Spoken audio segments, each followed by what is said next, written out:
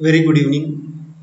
ಈ ನೋಟ್ಸ್ ಅನ್ನ ಪ್ರಿಪೇರ್ ಮಾಡಿದಂತಹ ಚಂದ್ರಶೇಖರ್ ಕೆಸಿ ಸರ್ ಅವರಿಗೆ ಧನ್ಯವಾದಗಳನ್ನು ಸಲ್ಲಿಸ್ತಾ, ನಮ್ಮ GPSTಗೆ ಆಲ್ರೆಡಿ ನೀವೇನ್ ಮಾಡಿರ್ತೀರಾ ಅಂದ್ರೆ ಈ ಸಿಲೆಬಸ್ ಅನ್ನು ನೋಡ್ಕೊಂಡಿರ್ತೀರಾ. ಆದ್ರೆ ಮತ್ತೊಂದ್ಸಲ ಹೈಲೈಟ್ ಆಗಿ PCM ಅವ್ರಿಗೆ ಆಡಿಯೋ ನೋಟ್ಸ್ ತರ ಯೂಸ್ಫುಲ್ ಆಗ್ಲಿ ಅನ್ನುವಂಥ ದೃಷ್ಟಿಯಿಂದ ಏನ್ ಮಾಡ್ತಾ ಇದ್ದೀನಿ ಅಂದ್ರೆ ಜೀವಿಗಳ ವರ್ಗೀಕರಣ ಏನಪ್ಪಾ ಅಂದ್ರೆ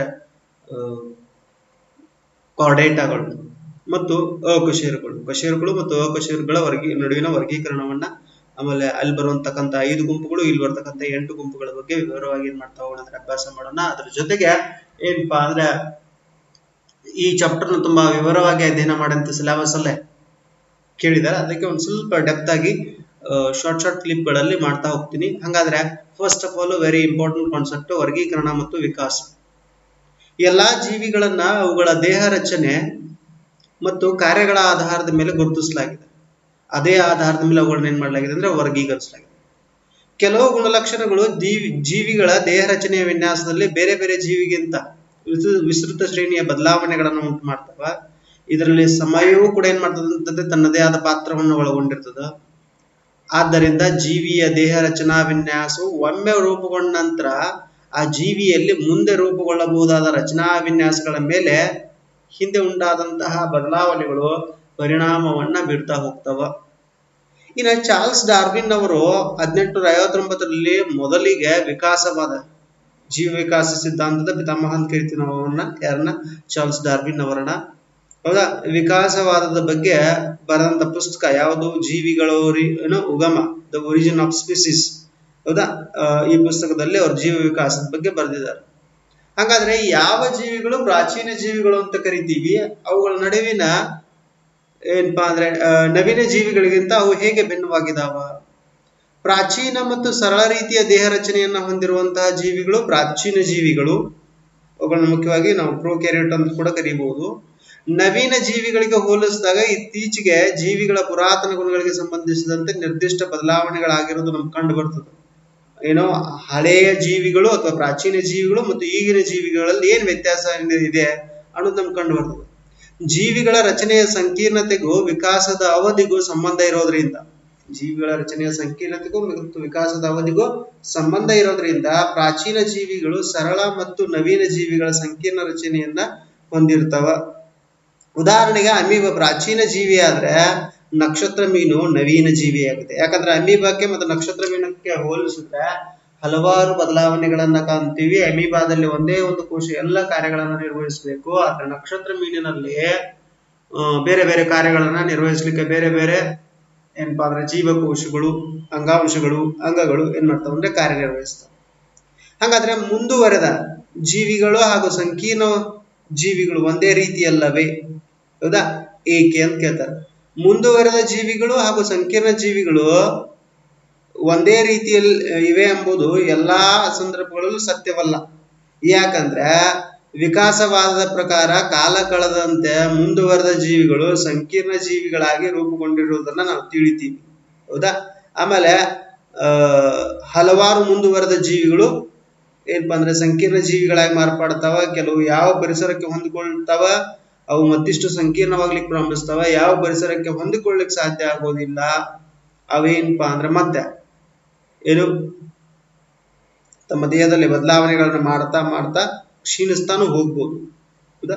ಹಾಗಾದ್ರೆ ವರ್ಗೀಕರಣದ ಶ್ರೇಣಿ ಆಲ್ರೆಡಿ ಇದ್ರ ಬಗ್ಗೆ ಹೆಚ್ಚು ವಿವರಣೆ ಇಲ್ಲ ಅಂತ ನಾನು ಹಳೆ 8th ಸ್ಟ್ಯಾಂಡರ್ಡ್ ಸಿಲೆಬಸ್ ಬುಕ್ ಅನ್ನು ತಗೊಂಡು ವರ್ಗೀಕರಣದ ಶ್ರೇಣಿಗಳು, ಗುಂಪುಗಳ ಬಗ್ಗೆ ನಿಮ್ಗೆ ಡಿಸ್ಕಸ್ ಮಾಡಿದ್ದೀನಿ. ಹಾಗಾದ್ರೆ ಇಲ್ಲೇನಪ್ಪಾ ಅಂದ್ರೆ 5 ಸಾಮ್ರಾಜ್ಯಗಳ ವರ್ಗೀಕರಣ. ಜೀವಿಗಳನ್ನು ನಾವೇನ್ ಮಾಡ್ತೀವಿ ಅಂದ್ರೆ 5 ಸಾಮ್ರಾಜ್ಯಗಳಾಗಿ ವರ್ಗೀಕರಿಸ್ತೀವಿ. ಮೊನೆರಾ, ಪ್ರೊಟಿಸ್ಟಾ, ಮೈಕೋಟಾ, ಸಸ್ಯ ಮತ್ತು ಪ್ರಾಣಿ ಸಾಮ್ರಾಜ್ಯಗಳು. ಹಾಗಾದ್ರೆ ಕ್ರಮಬದ್ಧ ವರ್ಗೀಕರಣದಲ್ಲಿ ಕಾರ್ಲಸ್ ಲಿನಿಯಸ್ ಏನ್ ಮಾಡ್ದಪ್ಪ ಅಂದ್ರೆ ಸಸ್ಯ ಮತ್ತು ಪ್ರಾಣಿ ಸಾಮ್ರಾಜ್ಯಗಳ ಬಗ್ಗೆ ವಿವರಣೆ ಕೊಟ್ಟ. ಅರ್ನೆಸ್ಟ್ ಹೆಕಲ್ ಏನ್ ಮಾಡ್ದಪ್ಪ ಅಂದ್ರೆ ಪ್ರೊಟಿಸ್ಟಾ ಸಾಮ್ರಾಜ್ಯದ ಬಗ್ಗೆ ವಿವರಣೆಯನ್ನು ಕೊಟ್ಟ. ಕೋಪ್ಲೆಂಡ್ ಏನಪ್ಪಾ ಅಂದ್ರೆ ಮೊನೆರಾ ಸಾಮ್ರಾಜ್ಯದ ಬಗ್ಗೆ ವಿವರಣೆಯನ್ನು ಕೊಟ್ಟ. ರಾಬರ್ಟ್ ವಿಟೇಕರ್ ಏನ್ ಮಾಡ್ದಪ್ಪ ಅಂದ್ರೆ ಶಿಲೀಂಧ್ರ ಸಾಮ್ರಾಜ್ಯದ ಬಗ್ಗೆ ವಿವರಣೆಯನ್ನು ಕೊಟ್ಟ. ಹೌದಾ? ಹಂಗಾರೆ ರಾಬರ್ಟ್ ವಿಟೇಕರ್ ಏನಪ್ಪಾ ಅಂದ್ರೆ ಕೊನೆಯದಾಗಿ 5 ಸಾಮ್ರಾಜ್ಯದ ವರ್ಗೀಕರಣವನ್ನು ಹೇಳಿದರು. ಕಾರ್ಲಸ್ ಲಿನಿಯಸ್ ಕೇವಲ 2 ಸಾಮ್ರಾಜ್ಯದ ವರ್ಗೀಕರಣ ಹೇಳಿದ್ರೆ, ಅರ್ನೆಸ್ಟ್ ಹ್ಯಾಕಲ್ 3 ಸಾಮ್ರಾಜ್ಯದ ವರ್ಗೀಕರಣ ಹೇಳ್ದ, ಕೋಪ್ಲ್ಯಾಂಡ್ 4 ಸಾಮ್ರಾಜ್ಯದ ವರ್ಗೀಕರಣವನ್ನ ಹೇಳ್ದ, ರಾಬರ್ಟ್ ವಿಟೇಕರ್ 5 ಸಾಮ್ರಾಜ್ಯದ ವರ್ಗೀಕರಣವನ್ನು ಹೇಳ್ದ. ಇದಾದ ನಂತರ ಕಾರ್ಲ್ ಏನಪ್ಪಾ ಅಂದ್ರೆ ಓಸನ್ ಅವನು ಮೊನೆರಾ ಸಾಮ್ರಾಜ್ಯವನ್ನ ಮತ್ತೆ ಏನ್ ಮಾಡ್ದಪ್ಪ ಅಂದ್ರೆ 2 ಭಾಗಗಳಾಗಿ ವರ್ಗೀಕರಿಸಿದ, ಅರ್ಕಿ ಬ್ಯಾಕ್ಟೀರಿಯಾ ಮತ್ತು ಯು ಬ್ಯಾಕ್ಟೀರಿಯಾಗಳಂತ. ಹಾಗಾದ್ರೆ ವಿಟೇಕರ್ ಪ್ರಸ್ತಾಪಿಸಿದಂತ 5 ಸಾಮ್ರಾಜ್ಯಗಳು ಯಾವಪ್ಪ ಅಂದ್ರೆ ಮೊನೆರಾ, ಪ್ರೊಟಿಸ್ಟಾ, ಶಿಲೀಂಧ್ರ ಸಾಮ್ರಾಜ್ಯ, ಸಸ್ಯ ಸಾಮ್ರಾಜ್ಯ ಮತ್ತು ಪ್ರಾಣಿ ಸಾಮ್ರಾಜ್ಯ. ಹಾಗಾದ್ರೆ ರಾಬರ್ಟ್ ವಿಟೇಕರ್ ಯಾರು? ರಾಬರ್ಟ್ ವಿಟೇಕರ್ ಕೋಶ ರಚನೆ, ಪೋಷಣಾ ವಿಧಾನ ಮತ್ತು ಆಕಾರ, ಆಮೇಲೆ ದೇಹ ರಚನಾ ವಿನ್ಯಾಸದ ಆಧಾರದ ಮೇಲೆ ಜೀವಿಗಳನ್ನ ಏನ್ ಮಾಡಿದನಪ್ಪ ಅಂದ್ರೆ ವರ್ಗೀಕರಿಸಿದ. ಕಾರ್ಲ್ ಓಸ್ ಪ್ರತಿಪಾದಿಸಿದಂತೆ ಮೊನೆರಾ ಸಾಮ್ರಾಜ್ಯವನ್ನ ಏನ್ ಮಾಡ್ದಪ್ಪ ಅಂದ್ರೆ ಆಲ್ರೆಡಿ ಹೇಳಿದೆ, 2 ಏನಪ್ಪಾ ಅಂದ್ರೆ ಮುಖ್ಯವಾದ ಜೀವಿಗಳಾಗಿ ವರ್ಗೀಕರಿಸಿದ. ಆ 2 ಜೀವಿಗಳು ಯಾವಪ್ಪ ಅಂದ್ರೆ ಅರ್ಕಿ ಬ್ಯಾಕ್ಟೀರಿಯಾ ಮತ್ತು ಯು ಬ್ಯಾಕ್ಟೀರಿಯಾ. ಬ್ಯಾಕ್ಟೀರಿಯಾಗಳಲ್ಲೇ 2 ವಿಧಗಳಾಗಿ ವರ್ಗೀಕರಿಸಿದ. ಇನ್ನು ವಿವಿಧ ಹಂತಗಳಲ್ಲಿ ಉಪವರ್ಗಗಳಾಗಿ ವರ್ಗೀಕರಿಸಿ ಹೆಸರಿಸಿದನ್ನ ಶ್ರೇಣಿಯಲ್ಲಿ ನೀಡಲಾಗಿದೆ. ಹೌದಾ? ಈ ಶ್ರೇಣಿಯ ಬಗ್ಗೆನೂ ನಾನು ಆಲ್ರೆಡಿ ಏನ್ ಮಾಡಿದ್ದೀನಿ ಅಂದ್ರೆ ನಿಮ್ಗೆ ಹೇಳಿದ್ದೀನಿ. ಹಾಗಾದ್ರೆ ಶ್ರೇಣಿ ಏನ್ ಹೇಳ್ತದ? ಪ್ರಭೇದ, ಒಂದು ನಿರ್ದಿಷ್ಟವಾದ ಪ್ರಭೇದ. ಏನಪ್ಪಾ ಅಂದ್ರೆ ಯಾವ ಜೀವಿಗಳು ತಮ್ಮಲ್ಲಿ ಸಂತಾನೋತ್ಪತ್ತಿಯನ್ನು ನಡೆಸಲಿಕ್ಕೆ ಸಮರ್ಥವಾಗಿದ್ದಾವ ಅಂತಹ ಜೀವಿಗಳ ಗುಂಪಿಗೆ ಏನಪ್ಪಾ ಅಂತ ಕರಿತೀವಿ ಅಂದ್ರೆ ಪ್ರಭೇದ. ಆಮೇಲೆ ಒಂದೇ ರೀತಿಯ ಲಕ್ಷಣಗಳನ್ನು ಹೊಂದಿದಂತಹ ಜೀವಿಗಳ ಗುಂಪನ್ನ ನಾವೇನ್ ಕರಿತೀವಿ ಅಂದ್ರೆ ಜಾತಿ ಅಂತ ಕರಿತೀವಿ. ಒಂದು ಜಾತಿಯಲ್ಲಿ ಹತ್ತಿರ ಸಂಬಂಧಿ ಹಲವಾರು ಪ್ರಭೇದಗಳಿರ್ತಾವೆ. ಆಮೇಲೆ ಒಂದು ಕುಟುಂಬವನ್ನ ತೆಗೆದುಕೊಂಡ್ರೆ ಆ ಕುಟುಂಬದಲ್ಲಿ ಹತ್ತಿರ ಸಂಬಂಧಿ ಹಲವಾರು ಜಾತಿಗಳಿರ್ತಾವೆ. ಒಂದು ಗಣವನ್ನ ತೆಗೆದುಕೊಂಡ್ರೆ ಆ ಗಣದಲ್ಲಿ ಹತ್ತಿರ ಸಂಬಂಧಿ ಸಿಮಿಲಾರಿಟಿ ಒರಿಜಿನ್ ಏನ್ ಇದೆಯಲ್ಲ ಅದರಲ್ಲಿ ಸಿಮಿಲಾರಿಟಿಯನ್ನು ಕಾಣ್ತೀವಿ. ಹಾಗಾದ್ರೆ ಒಂದು ಗಣದಲ್ಲಿ ಹಲವಾರು ನಿಯರೆಸ್ಟ್ ಕುಟುಂಬಗಳು ಅಂತ ಏನ್ ಕರಿತೀವಲ್ಲ ಅವುಗಳ ನಡುವಿನ ಸಂಬಂಧವನ್ನು ನಾವು ಗಣದಲ್ಲಿ ತಿಳ್ಕೋತೀವಿ. ಇನ್ನ ಒಂದು ವರ್ಗವನ್ನ ತೆಗೆದುಕೊಂಡಿದ್ದೆ ಆದ್ರೆ ವರ್ಗದಲ್ಲಿ ಹತ್ತಿರ ಸಂಬಂಧವನ್ನು ಹೊಂದಿದಂತ ಹಲವಾರು ಗಣಗಳನ್ನ ಕಾಣ್ತೀವಿ.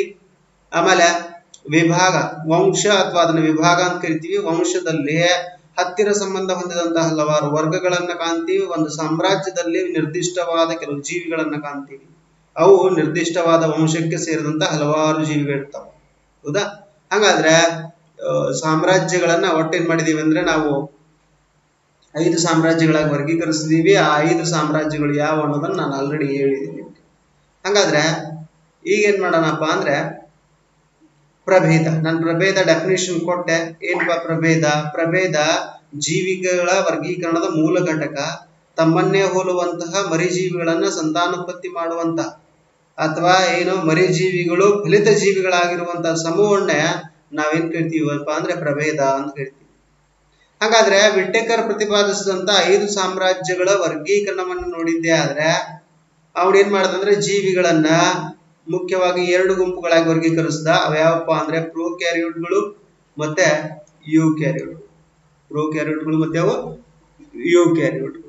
ಹಾಗಾದ್ರೆ ಪ್ರೋಕ್ಯಾರಿಯೋಟ್ಗಳಲ್ಲಿ ಮುಖ್ಯವಾಗಿ ಅವನು ಏಕಕೋಶೀಯ ಯಾವ್ದಪ್ಪ ಅಂದ್ರೆ ಮೊನೆರಾ ಸಾಮ್ರಾಜ್ಯಕ್ಕೆ ಸೇರಿದಂತ ಜೀವಿಗಳನ್ನ ವರ್ಗೀಕರಿಸಿದ. ಅದು ಏಕಕೋಶೀಯ ಅಂತದ್ದು ನಿಜವಾದ ಕೋಶ ಕೇಂದ್ರವನ್ನ ಹೊಂದಿರದೆ ಅಂತ ಕೋಶ ಕೇಂದ್ರ ಪೊರೆಯಿಂದ ಆವೃತ್ತವಾಗಿರದೇ ಇರುವಂತಹ ನ್ಯೂಕ್ಲಿಯಾಯ್ಡ್ ಅನ್ನ ಹೊಂದಿದಂತಹ ಜೀವಿಗಳನ್ನ ಏನಂತ ಕರ್ದಪ್ಪ ಅಂದ್ರೆ ಪ್ರೋಕ್ಯಾರಿಯೋಟ್ಸ್ ಅಂತ ಕರ್ದ. ಇನ್ನ ಯೂಕ್ಯಾರಿಯೋಟ್ಗಳು ಅಂದ್ರೆ ಏನಪ್ಪಾ ಅಂದ್ರೆ ನಿಜವಾದ ಕೋಶ ಕೇಂದ್ರವನ್ನ ಹೊಂದಿದಂತಹ ಆಮೇಲೆ ಏನಪ್ಪಾ ಅಂದ್ರೆ ಕೋಶ ಕೇಂದ್ರ ಪೊರೆಯಿಂದ ಆವೃತ್ತವಾದಂತಹ ಜೀವಿಗಳನ್ನ ನಾವು ಯೂಕ್ಯಾರಿಯೋಟ್ ಅಂತ ಕರಿತೀವಿ. ಯೂಕ್ಯಾರಿಯೋಟ್ಗಳಲ್ಲಿ ಯಾವ ಏಕಕೋಶೀಯ ಜೀವಿಗಳಿದಾವಲ್ಲ ಆ ಏಕಕೋಶೀಯ ಜೀವಿಗಳನ್ನ ನಾವು ಪ್ರೋಟಿಸ್ಟಾ ಅಂತ ಕರಿತೀವಿ. ಅವುಗಳೇನ್ ಕರಿತೀವಿ? ಪ್ರೋಟಿಸ್ಟಾ ಅಂತ ಕರಿತೀವಿ. ಒಂದೇ ನಿಮಿಷ.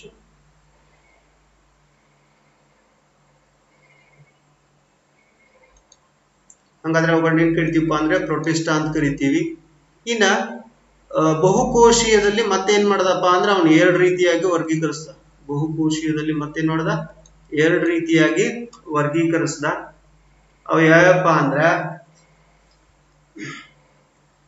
ಒಂದು ಕೋಶಭಿತ್ತಿ ಸಹಿತ, ಇನ್ನೊಂದು ಕೋಶಭಿತ್ತಿ ರಹಿತ. ಇನ್ನೊಂದು ಯಾವುದು? ಕೋಶಭಿತ್ತಿ ರಹಿತ. ಹಂಗಾದ್ರೆ ಏನಪ್ಪಾ ಅಂದ್ರೆ ಕೋಶ ಭಿತ್ತಿ ಸಹಿತದಲ್ಲಿ ದ್ವಿತೀಯ ಸಂಶ್ಲೇಷಣೆಯನ್ನ ನಡೆಸದ ಜೀವಿಗಳು ಯಾವಪ್ಪ ಅಂದ್ರೆ ಶಿಲೀಂಧ್ರಗಳು. ದ್ವಿತೀಯ ಸಂಶ್ಲೇಷಣೆಯನ್ನ ನಡೆಸುವಂತಹ ಜೀವಿಗಳು ಯಾವಪ್ಪ ಅಂದ್ರೆ ಸಸ್ಯ ಸಾಮ್ರಾಜ್ಯದಲ್ಲಿ ಬರುವಂತಹ ಜೀವಿಗಳು. ಹಾಗಾದ್ರೆ ಕೋಶ ಭಿತ್ತಿ ರಹಿತ ಜೀವಿಗಳಂತ ಏನು ವರ್ಗೀಕರಿಸಿದ್ದಲ್ಲ, ಅದಕ್ಕೆಲ್ಲ ಯಾವ ಸೇರ್ತಾವಪ್ಪ ಅಂದ್ರೆ ಪ್ರಾಣಿ ಸಾಮ್ರಾಜ್ಯದಲ್ಲಿರುವಂತಹ ಜೀವಿಗಳು ಸೇರ್ಕೊಳ್ತಾವ. ಇವು ಪ್ರಾಣಿ ಸಾಮ್ರಾಜ್ಯದಲ್ಲಿರುವಂತಹ ಜೀವಿಗಳು ಏನಾಗ್ತಾವ, ಸೇರ್ಕೊಳ್ತಾವ. ಹಾಗಾದ್ರೆ ನಾವಿನ್ನೇನ್ ಮಾಡೋಣಪ್ಪ ಅಂದ್ರ ಮೊನೇರಾ ಸಾಮ್ರಾಜ್ಯದ ಬಗ್ಗೆ ಅಭ್ಯಾಸ ಮಾಡೋಣ. ಯಾವ ಸಾಮ್ರಾಜ್ಯದ ಬಗ್ಗೆ? ಮೊನೇರಾ ಸಾಮ್ರಾಜ್ಯದ ಬಗ್ಗೆ. ಹಾಗಾದ್ರೆ ಮೊನೇರಾ ಸಾಮ್ರಾಜ್ಯವನ್ನ ನಾವು ನೋಡಿದ್ದೇ ಆದ್ರೆ ಮೊನೇರಾ ಸಾಮ್ರಾಜ್ಯ ಹೌದಾ ಭೂಮಿಯ ಮೇಲೆ ಉಂಟಾದಂತಹ ಮೊಟ್ಟ ಮೊದಲ ಜೀವಿಗಳನ್ನ ಒಳಗೊಂಡಿದೆ. ಹಾಗಾದ್ರೆ ಈ ಗುಂಪಿಗೆ ಸೇರುವಂತಹ ಜೀವಿಗಳಿಗೆ ಉದಾಹರಣೆ ಯಾವ್ದಪ್ಪ ಅಂದ್ರೆ ಬ್ಯಾಕ್ಟೀರಿಯಾ, ನೀಲಿ ಹೆಜರು ಶೇವಲಗಳು, ಸಯಾನೋ ಬ್ಯಾಕ್ಟೀರಿಯಾ, ಮೈಕೋಪ್ಲಾಸಮ್, ಇವೆಲ್ಲ ಏನಪ್ಪಾ ಅಂದ್ರೆ ಇವುಗಳಿಗೆ ಉದಾಹರಣೆ. ಹಾಗಾದ್ರೆ ಇಲ್ಲಿ ಏನ್ ಮಾಡಿದಾರೆ ಅಂದ್ರೆ ಬ್ಯಾಕ್ಟೀರಿಯಾದ ರಚನೆಯನ್ನು ಕೊಟ್ಟಿದಾರ. ಅದರದ್ದು ಬ್ಯಾಕ್ಟೀರಿಯಾದ ರಚನೆಯನ್ನು ಕೊಟ್ಟಿದಾರ. ಹೌದಾ ಏನಪ್ಪಾ ಅಂದ್ರೆ ಬ್ಯಾಕ್ಟೀರಿಯಾದಲ್ಲಿ ಕಷಾಂಗಗಳು ನೋಡ್ಲಿಕ್ಕೆ ಸಿಗ್ತಾವ, ಸಿಲಿಯಾಗಳು ನೋಡ್ಲಿಕ್ಕೆ ಸಿಗ್ತಾವ, ಕೋಶ ಭಿತ್ತಿ ಆವೃತ್ತವಾಗಿದೆ. ಆಮೇಲೆ ಕೋಶ ನೋಡ್ರಿ, ಇಲ್ಲಿ ಕೋಶ ಕೇಂದ್ರ ಏನ್ ಕಾಣಿಸ್ತಾ ಇದಿಲ್ಲ, ಈ ಕೋಶ ಕೇಂದ್ರ ನಿಜವಾದ ಕೋಶ ಕೇಂದ್ರ ಪೊರೆಯಿಂದ ಆವೃತ್ತವಾಗಿಲ್ಲ, ನ್ಯೂಕ್ಲಿಯಾಯ್ಡ್ ಅನ್ನ ಹೊಂದಿದೆ, ಚಿಕ್ಕದಾದಂತಹ ರೈಬೋಸೋಮ್ಗಳಿದಾವ. ಹೌದಾ ಈ ರೀತಿಯಾದಂತಹ ರಚನೆಯನ್ನ ನಾವು ಎಲ್ಲಿ ಕಾಣ್ತೀವಿ? ಬ್ಯಾಕ್ಟೀರಿಯಾದಲ್ಲಿ ಕಾಣ್ತೀವಿ. ಇನ್ನ ಅನಾಬಿನ ಇದು ಕೂಡ ಒಂದೇನಪ್ಪಾ ಅಂದ್ರೆ ಬ್ಯಾಕ್ಟೀರಿಯಾ. ಹೌದಾ ಏನಪ್ಪಾ ಅಂದ್ರೆ ವಿಶ್ರಾಂತ ಬೀಜಾಣು ಮತ್ತು ಹೆಟ್ರೋಸಿಸ್ಟ್ ಅಂತ ರಚನೆಗಳನ್ನ ಹೊಂದಿರ್ತದ. ಏನಪ್ಪಾ ಅಂದ್ರೆ ನೈಟ್ರೋಜನ್ ಸ್ಥಿರೀಕರಣದಲ್ಲಿ ಬಹಳ ಮುಖ್ಯ ಪಾತ್ರವನ್ನ ವಹಿಸ್ತದೆ. ಇನ್ನ ಮೊನೇರಾ ಸಾಮ್ರಾಜ್ಯದ ಜೀವಿಗಳಲ್ಲಿ ನಿರ್ದಿಷ್ಟವಾದ ಕೋಶ ಕೇಂದ್ರ ಅಥವಾ ಕಣದಂಗಗಳಾಗಲಿ ಅಥವಾ ಬಹುಕೋಶೀಯ ರಚನೆ ಆಗ್ಲಿ ಕಂಡು ಬರೋದಿಲ್ಲ. ಎಲ್ಲಿ? ಮೊನೇರಾ ಸಾಮ್ರಾಜ್ಯದಲ್ಲಿ. ಇನ್ನ ಮೊನೇರಾ ಸಾಮ್ರಾಜ್ಯದ ಜೀವಿಗಳ ಗುಣಲಕ್ಷಣಗಳಲ್ಲಿ ವೈವಿಧ್ಯತೆಯನ್ನ ಹೊಂದಿದಾವ. ಕೆಲವು ಕೋಶ ಭಿತ್ತಿಯನ್ನ ಹೊಂದಿದ್ರೆ ಇನ್ನು ಕೆಲವು ಹೊಂದಿರೋದಿಲ್ಲ. ಕೋಶ ಭಿತ್ತಿಯನ್ನ ಹೊಂದಿರುವುದು ಅಥವಾ ಇಲ್ಲದಿರುವುದರಿಂದ ಅವುಗಳ ದೇಹ ರಚನೆಯ ಮೇಲಾಗುವಂತ ಪರಿಣಾಮ ಏಕಕೋಶ ಜೀವಿಗಳಿಗಿಂತ ಬಹುಕೋಶೀಯ ಜೀವಿಗಳಲ್ಲಿ ಭಿನ್ನವಾಗಿರ್ತದೆ. ಇನ್ನ ಮೊನೇರಾ ಸಾಮ್ರಾಜ್ಯದ ಜೀವಿಗಳು ಪೋಷಣೆಗೆ ಸಂಬಂಧಿಸಿದಂತೆ ತಮ್ಮ ಆಹಾರವನ್ನ ತಾವು ತಯಾರಿಸ್ಕೊಳ್ತಾವ. ಅಂತಹ ಮೊನೇರಾ ಸಾಮ್ರಾಜ್ಯದ ಜೀವಿಗಳನ್ನ ನಾವೇನ್ ಕರಿತೀವಪ್ಪ ಅಂದ್ರೆ ಸ್ವಪೋಷಗಳಂತ ಕರಿತೀವಿ. ಆಮೇಲೆ ಯಾವ ಜೀವಿಗಳು ತಮ್ಮ ಪರಿಸರದ ಮೇಲೆ ಅವಲಂಬಿಸಿ ಬದುಕ್ತಾವ ಅವುಗಳನ್ನ ಏನ್ ಕರಿತೀವಪ್ಪ ಅಂದ್ರೆ ಪರಪೋಷಕಗಳು ಅಂತ ಕರಿತೀವಿ. ಏನ್ ಕರಿತೀವಿ? ಪರಪೋಷಕಗಳು. ಹಾಗಾದ್ರೆ ಇಷ್ಟು ಏನಪ್ಪಾ ಅಂದ್ರೆ ಮೊನೇರಾ ಸಾಮ್ರಾಜ್ಯದ ಜೀವಿಗಳು. ಹಂಗ ನೋಡಿದ್ರ ಹಳೆ ಸಿಲೆಬಸ್ ನಾವು ಡಿಸ್ಕಸ್ ಮಾಡ್ತಾ ಕೂತ್ರೆ ಮೊನೇರಾ ಸಾಮ್ರಾಜ್ಯದ ಬಗ್ಗೆ ಬಹಳ ವಿವರವಾಗಿ ಡಿಸ್ಕಸ್ ಮಾಡ್ಬೇಕಾಗ್ತದ. ಆದ್ರೆ ಒಂದಷ್ಟು ಪಾಯಿಂಟ್ಸ್ ಅನ್ನ ನಾನು ನೆಕ್ಸ್ಟ್ ಏನಪ್ಪಾ ಅಂದ್ರೆ ಪ್ರೊಟಿಸ್ಟಾ ಸಾಮ್ರಾಜ್ಯದ ಬಗ್ಗೆ ಡಿಸ್ಕಸ್ ಮಾಡೋಕ್ಕಿಂತ ಮುಂಚೆ ಒಂದಷ್ಟು ಪಾಯಿಂಟ್ಸ್ ಗಳ ಬಗ್ಗೆ ಡಿಸ್ಕಸ್ ಮಾಡ್ತೀನಿ ಅಂತ ಹೇಳ್ತಾ ಥ್ಯಾಂಕ್ ಯು ಸೋ ಮಚ್. ತುಂಬಾ ವಿಡಿಯೋ ಲೆಂದಿ ಆದ್ರೆ ನಿಮ್ಗೆ ನೋಡ್ಲಿಕ್ಕೆ ಬೋರ್ ಆಗ್ತದ. ಅಷ್ಟೇ 15 minutes ಟು ನಾನು ಮೊದಲು ಏನ್ ಮಾಡ್ತಾ ಇದ್ದೀನಿ ಅಂದ್ರೆ ಕೆಲವು ಜನ ಕಮೆಂಟ್ ಕೊಡ್ತಾ ಇದ್ದೀರಾ ಏನೋ 1 hour ವಿಡಿಯೋ ಮಾಡಿ ಅಂತ. 1 hour ವಿಡಿಯೋ ಏನ್ ನಾನು ಲೈವ್ ಕ್ಲಾಸ್ಗಳನ್ನು ತಗೊಂಡು ಮಾಡಿದೀನಲ್ಲ, ಅದು ಬೋರಿಂಗ್ ಬರ್ತಾ ಇದೆ, ಯಾರು ಎಂಡ್ ವರ್ಗು ನೋಡೋದಿಲ್ಲ ಅದನ್ನ. ಅದಕ್ಕೆ ಅಷ್ಟೇ 15 minutes ನೋಡಿ ಮತ್ತೊಂದು ಸ್ವಲ್ಪ ಗ್ಯಾಪ್ ಮಾಡಿ ಮತ್ತೆ 15 minutes ನೋಡಿ. ಈ ರೀತಿಯಾಗಿ ಏನಪ್ಪಾ ಅಂದ್ರೆ ಕರಗತ ಮಾಡ್ಕೊಳ್ಬಹುದು. ಡೈರೆಕ್ಟ್ ಆಗಿ ಎಲ್ಲಾನು ಒಮ್ಮೆ ತಿರುಗ್ತೀವಿ ಅಂದ್ರೆ ಸಾಧ್ಯ ಆಗೋದಿಲ್ಲ ಅಂತ ಹೇಳ್ತಾ ಥ್ಯಾಂಕ್ ಯು ಸೋ ಮಚ್.